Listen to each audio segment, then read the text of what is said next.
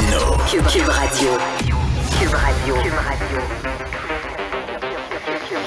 Cube Radio. En direct à LCN. Dans 45 minutes, on rejoint notre collègue Richard Martineau dans les studios de Cube Radio. Salut Richard.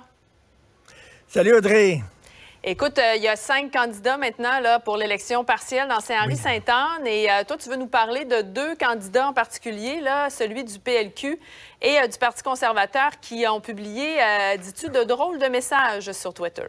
Oui, de drôles de tweets. C'est toujours le fun de voir quand il y a des candidats qui se présentent, d'aller voir exactement ce qu'ils ont écrit sur les médias sociaux. On en écrit tous des niaiseries, ces médias sociaux. Mais là, ça c'est rigolo. Écoute, premièrement, le candidat du Parti conservateur du Québec, M. Lucien Coty, ça c'est un message assez particulier. Il parle de l'invasion de l'Ukraine par la Russie. On le voit tout à fait. C'est ce qu'il a écrit, et ça c'est récemment, c'est le 21 décembre 2022. Il dit « Il est temps de dire la vérité au monde à propos de cette invasion de la Russie. C'est l'OTAN, avec les États-Unis en tête, qui voulait la guerre contre la Russie, qui s'est servi de l'Ukraine pour la déclencher. Les Ukrainiens sont trop stupides pour le comprendre. » Audrey, les Ukrainiens sont envahis par un empire, envahis de façon épouvantable, et ils traitent les Ukrainiens en disant qu'ils sont stupides parce que ce sont les États-Unis qui ont déclaré la guerre à l'OTAN. C'est quand même assez particulier. D'un point de vue un peu plus léger, il y a Christopher Benninger, ça c'est le candidat du Parti libéral du Québec dans Sainte-Anne, Sainte-Marie.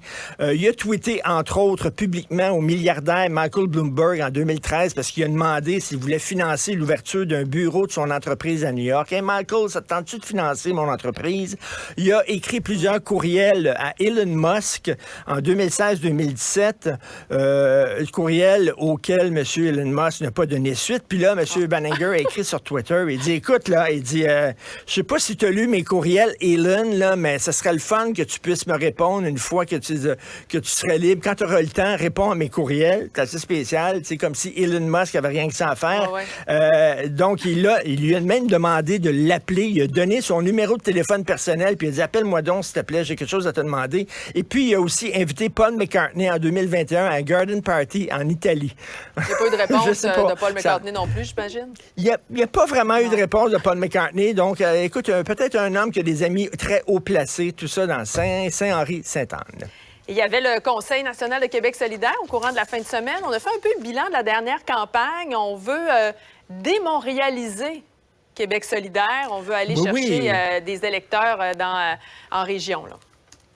Bien, tout à fait. On peut dire que Québec solidaire arrive en ville. En fait, Québec solidaire arrive à la campagne. Oui. Ils se sont rendus compte là, que leur idée là, d'avoir une taxe orange, là, une surtaxe sur les autos énergivores, que c'était mal reçu en région. Ça avait fait beaucoup de jaser, de se rendre compte de ça. Campagne électorale, d'ailleurs.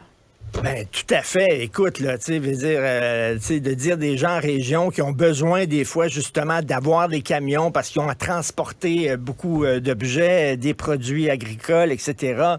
Et ils doivent faire des longues routes. Là, leur dire, vous allez avoir une surtaxe. Ils n'ont pas vu ce qui s'est passé en France. Les Gilets jaunes, c'est exactement ça. Hein? Quand le gouvernement a voulu surtaxer certains véhicules, les gens sont descendus, les gens des régions sont descendus à Paris pour faire des manifestations. Eux autres viennent d'arriver à la campagne, finalement, et ils se sont rendus compte que c'est peut-être pas un bon message pour les gens de la région d'A. Et à un moment donné, il va falloir que Québec solidaire sorte un peu du plateau. Tu sais, il y avait des maps-mondes à l'époque du Moyen-Âge où on montrait la France, l'Italie, et à l'extérieur de la France de l'Italie, c'était noir, puis il y avait des dragons.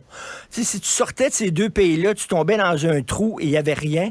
C'était un peu ça pour Québec solidaire. Si tu sors du plateau Mont-Royal, si tu sors de la rue Rachel et Rachel, au coin de la rue Rachel et Rachel, soudainement, c'est rien. C'est des dragons, il n'y a rien. À un moment donné, il va falloir qu'ils arrêtent de parler rien qu'à ces gens-là, parler aux gens des régions. Et les gens des régions sont pragmatiques, ils sont pas idéologues. Ils n'en veulent pas, eux autres, des grosses discussions sur faut-il définancer la police, ou faut-il lutter contre le colonialisme, ou faut-il lutter pour la fluidité des genres. Ils veulent qu'on parle de leurs réels problèmes. Donc, il est temps que Québec solidaire arrive à la campagne. Des sujets qui les bienvenue. Touchent.